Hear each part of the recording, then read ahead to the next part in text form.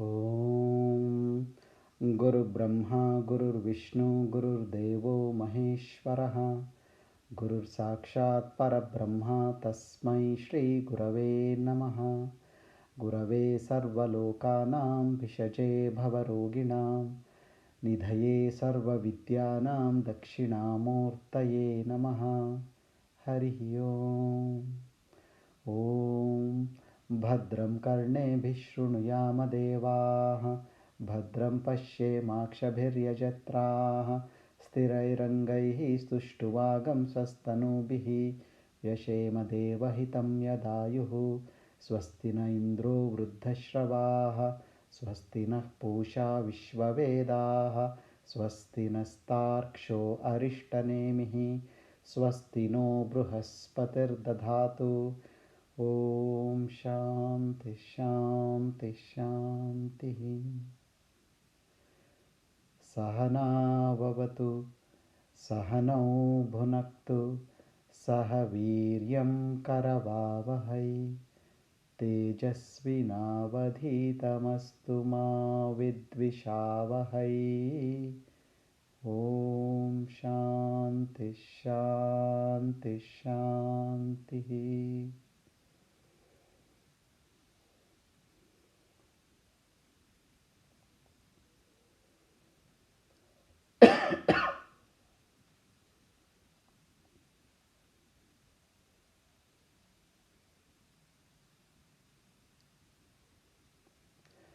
In the last session, we saw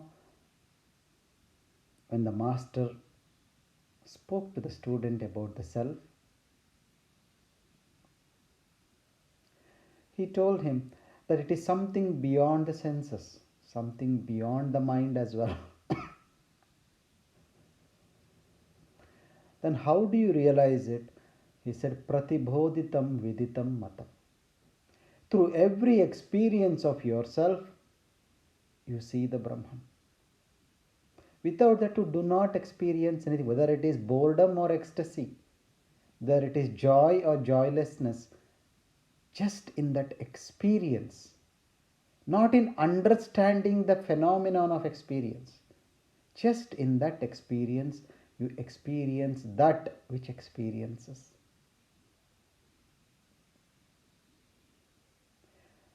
You experience that being which is behind all this drama that is happening. And then this knowledge of this being is Atmajnana. And what does it do? Knowing this knowledge will bring you immortality, or realizing the knowledge makes you immortal, and in being in contact with the self will bring you strength and vitality. Like just now we did, meditation is coming back to the self. However tired you are, what happens? You suddenly sit up. The prana in you stands up. That's what happens with the company of the self. And again it is mentioned that the path of knowledge is for somebody with a mature intellect. What is a mature intellect? In the body, everything grosser to the mind is material. The mind, the senses, the body, and the objects of the senses, they are all material. The witness and anything beyond that, the Brahman, is all spirit. In between these two is the intellect. The intellect, though material in nature, in human beings there is a choice to associate the intellect either with the mind or with the space. When the intellect associates itself with the mind, it becomes ego. When the intellect identifies with matter, the identity it develops, that is the ego, which is very limited. When somebody asks you, who are you? And if your intellect has joined hands with the mind, how many answers can you give? Very quickly you will run out of answers. But the same intellect, when it associates with the space, becomes awareness. Ego is connected to names and forms as a limited identity is finite, whereas awareness is unlimited and is beyond names and form. That intellect which has this ability to dissociate from the mind, which is the conditioning of the society, which is the conditioning which is happening for lifetimes, that to identify yourself with the finite things, with the matter, when you are able to lift yourself, your intellect from there and hold it on to the space in awareness, just like you did in the meditation right now, that aspect of that intelligence is called a mature intellect. And that is the only one which can realize the self. And to realize the self, Gurudev said there are two things necessary: self effort and grace. Now, grace is something which confuses a few people. Grace is a phenomenon very similar to gravity. We all understand what gravity is. It is always present. Similarly, grace is always present. Why don't we experience it?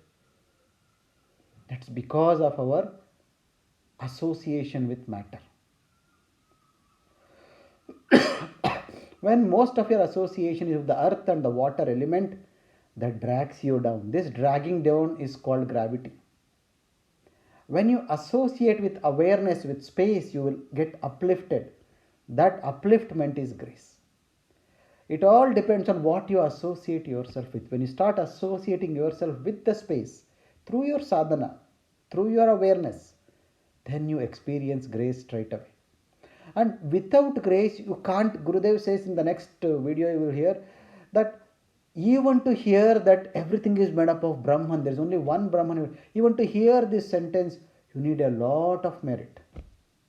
Without grace, you will not even be anywhere close to this one sentence. Forget about discussing the Upanishads. So your effort, the self-effort, is only to move from mind to awareness. And grace is already there and it becomes available to you. Just like the intellect is a transition zone between matter and space, in this transition zone there are many realms of existence. Just like in the waking state there is such diversity of creation, there are many worlds. In this subtle realm there are many worlds and there are many beings in this world. If you look at the Upanishads, they say there is Martya Loka, which is a human world, and there is a Indra Loka, which we call as heaven, and above that there is a Brahma Loka, which is the land of the enlightened. Heaven, all our experience or what we have heard about heaven is something where pleasure is in abundance, not knowledge. That's what we look for. And this is the same in every religion. Every religion you take, when heaven is described, it is described in terms of abundance of pleasures. Yes or no? Do you see this? This is called Indra Loka. That is why it is called Indra Loka. Indra stands for the master of the senses, Indriya. The elements all are ruled by Indra. And each element is associated with one sense organ. The earth with smell, the water with taste, the fire with sight, the air with touch, and the space with sound. The one who sits around and controls this is called Indra. That is why his subordinates are Agni, Vayu, Varuna, which represent water, air, fire. So these subtle realms or beings, they are still material. They are still bound by karma. That is why they are still behind what the mind seeks, the joy of the senses. You hear so many stories in the Puranas where Indra himself gets tempted and tries to do all sorts of things just to attain to his sensory pleasure, just to attain to some position in the material world. The guru, who is above these subtle realms, is once again a transitional being. He looks like a physical body, but he is space, he is ethereal. And because the guru or the siddha is above the deva, the guru is able to subdue the indriyas. That's why Krishna keeps saying, to reach me, you have to go beyond the senses, beyond the mind. Indra is the mind. So, what is the importance of these beings in the transition zone? Now, we spoke about sannyasis and grihasthas. Somebody asked, most of us are grihasthas. How do we attain to the highest? Because we are pulled in so many directions by our worldly obligations. A sannyasi does not care about the world. He has already dropped his so called family, possessions, fame, name. He is even given a new name when he becomes a sannyasi. His name is also not there. But a grihastha is still tightly holding on to all these things. How does he move through this? Is he not eligible for liberation? And that is where these beings are. These are beings are the ones which will satisfy your material needs. You know, when the material prosperities are taken care of, then automatically you start looking higher. See, they say in heaven there is everything, but there is no love, there is no gratitude. This you can see even now in families where there is so much material abundance, where children don't have to work hard for anything, there is no gratitude for what they are getting in life. Have you noticed this? But where they have to really work hard, they have to achieve something to get a reward, there they value everything. That is the difference between probably our generation, our children's generation. How we value things. Because for us, it probably was a little bit of effort to get everything. But for them, maybe it is not that effort. That's what happens in the Indraloka. Everything is freely available. Then what are you whom are you grateful for? What is the gratitude for? So, when prosperity is there in abundance, then you will see the uselessness of it and you want to see beyond it. That's why these realms are there. And Gurudev has already explained in detail. Above the human beings are the Pitrus. Pitrus, because these beings have got no limitation of the body, they are able to preserve their energy. We lose so much energy just through holding on to this body. So the Pitrus are there. What do? They are there to bless you. They don't have to do you anything. You know, for a child, the parent does not have to do anything. Just the parent being there is comfort enough. Similarly, the Pitrus, just being around you, they are comforting. But the disadvantage with Pitrus are they try to control you. Just like parents control the children. They want you to follow the lines even when they are gone. So they can cause a little bit of obstacles when you try to do something differently. Above the Pitrus are the Kinnaras. Kinnaras are ones which bring leadership qualities. You take over a project, you do things. But the Kinnaras bring trouble. Their negative quality is that you find trouble from your superiors as well as from your inferiors. You have to move through those obstacles. So any leadership, all leaders have got Kinnaras on their side, but they also have this resistance from their superiors and from their inferiors. Above them are the Gandharvas. Gandharvas are the talented ones. All the artists have got Gandharvas with. If you are a good cook, if you are a good orator, if you can sing well, if you can dance, if you can paint, that's because the Gandharvas are in your favor. And with the use of the talent which they give you, you will make everybody happy, but your life is not that very happy. That's the disadvantage of having Gandharvas on your side. Somehow they themselves are discontented all the time. They feel insecure. There is a lot of jealousy among artists. And above the Gandharvas are the Yakshas.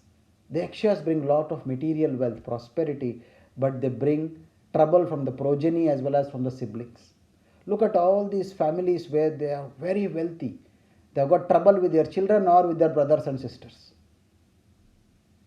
That's the side effect of Yakshas, and above the Yakshas are Devas. Devas rule all these beings under them. All these other beings report to the Devas. The problem with Devas is arrogance and overindulgence. They have got no humility or gratitude. So these beings who have got this power, they are also within the realm of karma. Depending upon how much good merit you gained as a human being, you go to those levels depending upon your good merit. Once you exhaust that merit, you start falling back, falling back. That's why Devas also after a while they fall back to the earth and become human beings because they've exhausted their merit. So even these realms are talking the transition zones in the Indraloka, they still are bound by karma. They still can lose everything they have got. But a guru stands above them. When you are surrendered to a guru, you get all the good things from these realms, but you are able to drop away or become aware of all the negative impact of them. You get the best of both worlds. That's why when somebody walks on the path, he not only attains to spiritual height, he also attains material comfort as well. That's what Krishna says, Yoga Kshemam Vahamyaham. Yoga is the spiritual upliftment, Kshema is the material upliftment. He says, just focus on me, I will take you, I will get you both spiritual and material comfort. There is no way you can escape from the prarabdha, from the material aspect of your existence. If you have to get a disease, you will get it. If you have to have some problems in your relationships, in your children, at your work, you will have it. That is predetermined. That has come to you. But what you have control is how you handle that. The moment you become identified with mind, you become sucked into it. You become sucked into the life situation. The moment you just rise above and go into awareness, then suddenly you will see, oh, the life is still running with all these events in the front, but the life is there still behind all these things. So every now and then what you need to do, every hour you should take a pause for a minute and then do this half smile technique. Whatever you are lost, do half a smile and then suddenly you will see that you are with contact with your presence, this is a Buddhist technique of mindfulness. Half a smile and then become aware of your mind. And you will see the mind empties itself and the presence opens up, stands up itself. Are you getting this? Yeah. So very important. Beyond heaven is the kingdom of the wise. Beyond matter, beyond the mind is where the real joy is. Every other joy is transitory. Every other joy binds you to the world. So, as the third chapter begins, it begins with a story. So, here he moves from here to a little bit of story. Very interesting story. Once the Devas, with the help of Brahman, won a war. It was the victory of Brahman, but the Devas thought, we have won. It's our victory. And at that time, when they were just basking in their own ego and glory, Brahman appeared as a yaksha, as a bright yaksha. So Indra told the god of fire, go and find out who this person is. So the god of fire, Vaishvanara, he went in there. Not Jataveda. Jataveda went there. Then he said, who are you? And the yaksha asked him, who are you? He said, I am Jataveda. I can burn anything in the world. So the Brahman said, is it so? Then he gave a blade of grass and said, burn this. How much ever Jataveda tried, Agni tried, he could not burn that. So he came back exhausted, telling Indra that, I don't know who he is. And then Indra sent Vayu, go and find out. Vayu went, the same thing happened. He said, I am Vayu. I can cause thunderstorms, not thunderstorms, what do you say? The twisters. And he said, okay, if you can blow away anything, blow this blade of grass. And he blew with all his might, he couldn't even shake that. So he had to come back and say, I'm sorry, I don't know what that is. And then Indra goes. The moment Indra approaches this bright Yaksha or bright light, the Yaksha disappears, and in its place, there is resplendent Devi stands. So, as we said, fire indicates sight, air indicates touch. So, the Brahman is something which you can't see or can't touch and find out. It is beyond. So, Indra, the mind had to go. You have to go beyond the senses, in the mind and through the mind. And when the mind reaches, what happens? It disappears and it brings the Devi. Devi is the prana. When you can elevate your prana, you are able to jump beyond the mind. And then what happens next? The conversation between Indra and the Devi, that we will see next week. Okay? So, knowing that what? I have the choice to associate my intellect with the matter or with the space. When I associate with the matter, it becomes ego, which is the source of most of my suffering. When I associate with the space, it becomes awareness. This is the take home lesson for today. What is a mature intellect? And then there are these beings in the realm of transition. They are very helpful for a grihastha. And how do you get them on your side? Through mantras. That's why mantras are very powerful, because they are in the space, and the space refers to the sound element.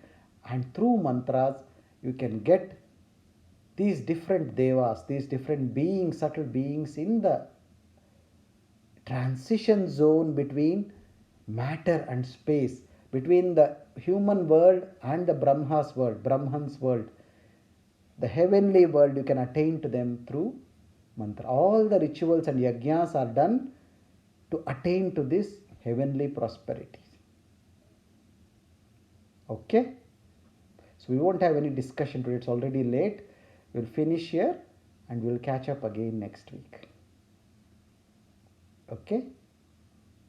And practice this, keep a, we all have apps. I've got an app which says every hour, drink water, it's time. Similarly, have something with you so that every hour you say, okay, half a smile, get back. Just whatever you are involved in, just withdraw for 30 seconds and suddenly be in touch with your being. And see automatically how a smile comes on your face. Every time when you are not smiling, you are not in the moment. Know that. Yeah? Very good, very good. If you have any questions, you can put it in the group. We can address that. Om Sarve Bhavantu Sukhinah, Sarve Santu Niramayaha, Sarve Bhadrani Pashyantu, Ma Kaschid Dukkhabhat Bhavet. Loka samasta sukhino bhavantu. Loka samasta sukhino bhavantu. Loka samasta sukhino bhavantu. Om Shanti Shanti Shanti. Harihi Om. Shri Gurubhyo Namaha. Harihi Om.